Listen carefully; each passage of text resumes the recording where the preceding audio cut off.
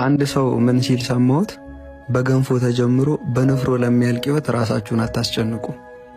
ይኸውላችሁ ልክ ስትሞቱ እከሌ እኮ ሞተ ተብሎ መነጋገሪያ ከመሆንና ከቀብር ሰዓት በኋላ ደግሞ የካርታ መጫወቻ ምክንያት ከመሆን ውጪ ማንም ስለ እናንተ ደንታ የለውም።